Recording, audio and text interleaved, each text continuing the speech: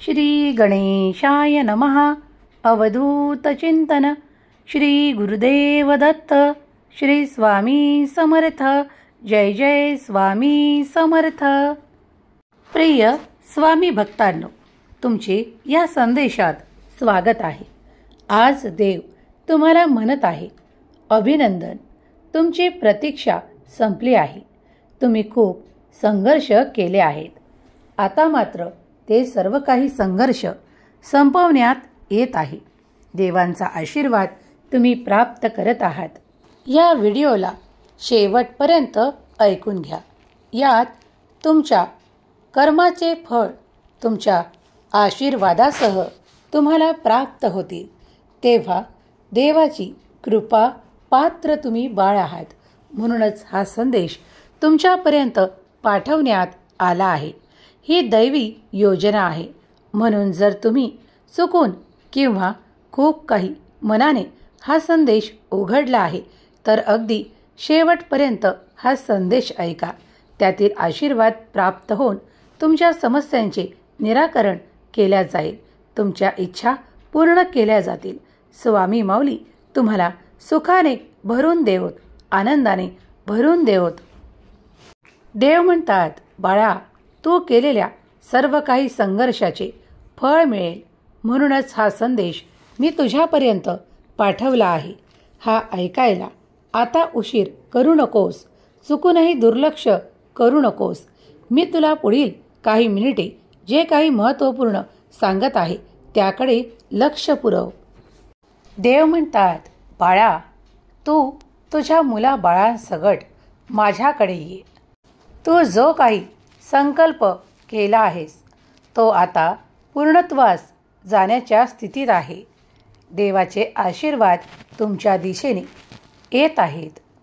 जेव्हा तुम्ही तुमच्या लहान मुलांना माझ्याकडे येऊ द्या, त्यांना देवाचे नामस्मरण आणि त्यांना आध्यात्मिक बनवा आणि त्यांना सेवेमुळे कुठलीही अडचण येणार नाही. त्यांच्या कार्यातील अडथळे दूर होऊ लागतील. त्यांना त्यांच्या इच्छा पूर्ण करणारे आशीर्वादही प्राप्त होऊ लागतील. तेव्हा त्यांना निरंतर, त्यांना जेव्हा वेळ मिळेल तेव्हा त्यांच्याकडून नामस्मरण करून घेण्याची सवय लावा.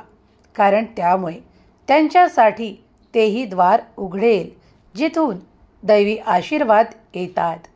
जर कुणी कंटाळा करत असेल तर कुणावरही जोर जबरदस्ती करून नामस्मरण करून घेऊ नये.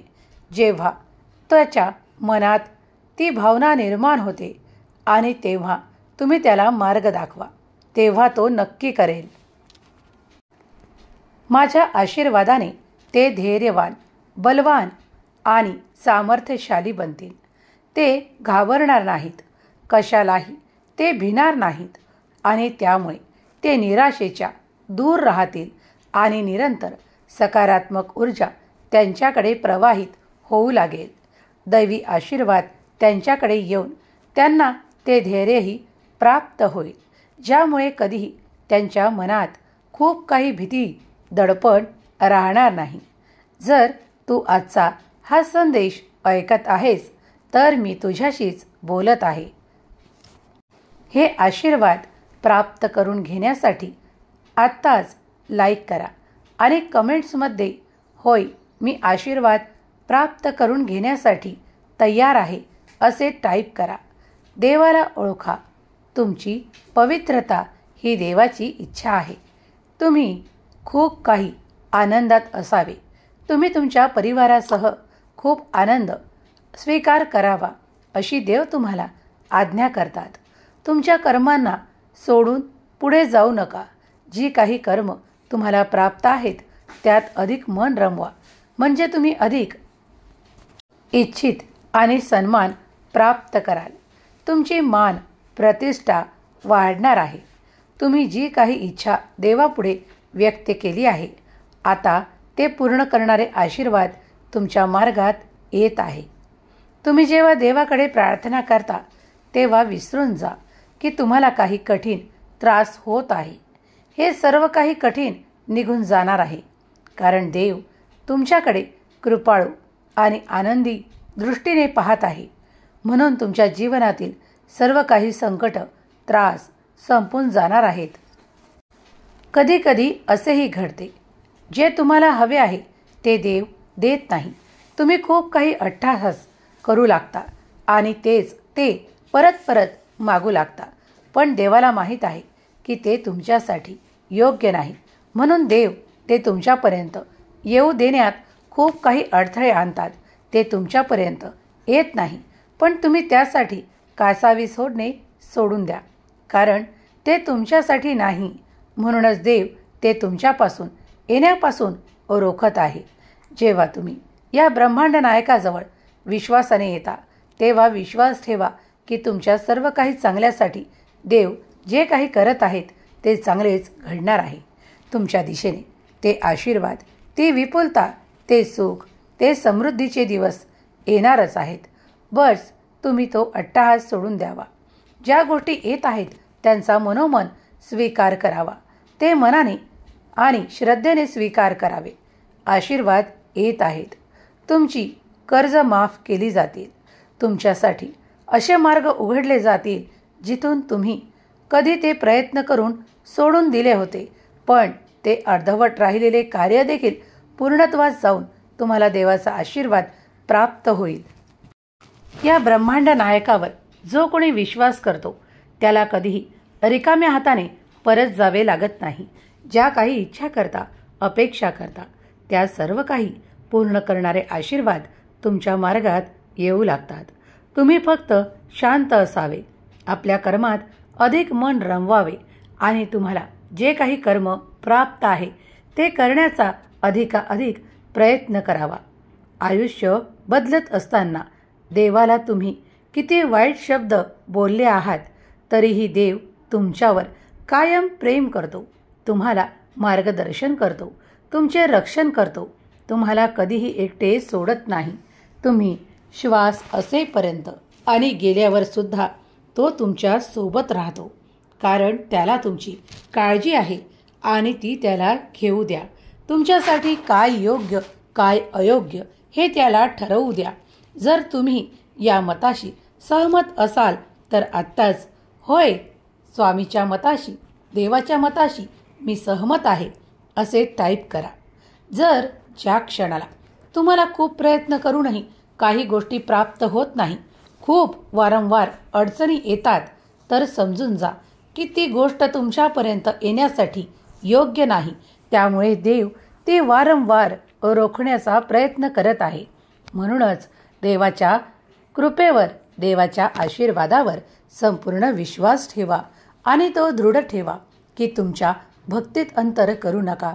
नामस्मरण करत असताना तुम्ही ज्या काही इच्छा बोलत असता, मागत असता, त्यात तुमचे भले काय आणि वाईट काय हे देवाला चांगल्याच प्रकारे माहीत आहे.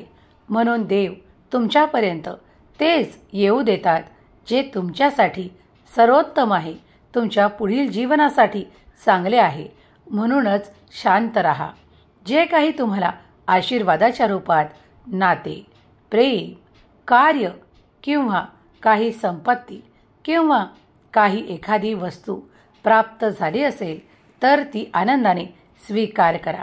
आणि जे काही तुम्ही अट्टहास करून प्रयत्न करत आहात आणि ते तुम्हाला मिळत नाही त्याबद्दल आजपासून विचार करणे सोडून द्या, कारण तुमच्या भल्यासाठी हा ब्रह्मांड नायक इथे सतत उभा आहे.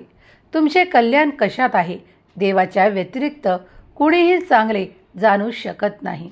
कधी कधी तुम्ही असे अनुभव केले असतील की तुम्ही एखादे कार्य करण्यापासून थांबला आहात आणि त्यात तुम्हाला खूप काही तोटा आला असता. असे जर अनुभव तुम्ही पूर्वी घेतले आहे तर होय म्हणून टाईप करा. देव तिथेच तुम्हाला रोखतात आणि पुढे न जाऊ देता तुमच्या त्या कार्यात तुम्हाला अपयश येऊनही तुम्ही त्या त्रासापासून वाचवल्या जात असता. म्हणूनच देव कधीकधी अपयशाद्वारेही तुमचे कल्याण करतात. म्हणून विसरू नका की देव तुमची काळजी घेत आहे. देव प्रत्येक क्षणाला तुमच्या बरोबर असल्याचा अनुभव तुम्ही नामस्मरणाने करू शकता. म्हणून नामस्मरण करत राहा. तुमचे संरक्षण अगदी पूर्ण काळ होत असते. देव तुमची रक्षा करत असतात. म्हणूनच श्री स्वामी समर्थ, जय जय स्वामी समर्थ हा पवित्र मंत्र आपल्या मुखात निरंतर ठेवा. तुम्ही स्वामींचे प्रिय बाळ आहात. तुमच्या सर्व काही इच्छा, चांगल्या इच्छा स्वामी पूर्ण करोत. तुम्हाला तुमचे नाते घट्ट व्हावे म्हणून आशीर्वाद हवे आहेत. कुणाला आर्थिक प्राप्तीसाठी आशीर्वाद हवे आहेत. तुम्ही प्रार्थना करा. सर्व काही प्रार्थना देव स्वीकार करतात. श्री स्वामी समर्थ, माझा देव महान लिहायला विसरू नका. स्वामी माऊलीची कृपा निरंतर तुमच्यावर आणि तुमच्या संपूर्ण कुटुंबावर राहो, हीच स्वामी माऊली चरणी प्रार्थना. केलेली सेवा स्वामी चरणी अर्पण करते. श्री स्वामी समर्थ, जय जय स्वामी समर्थ.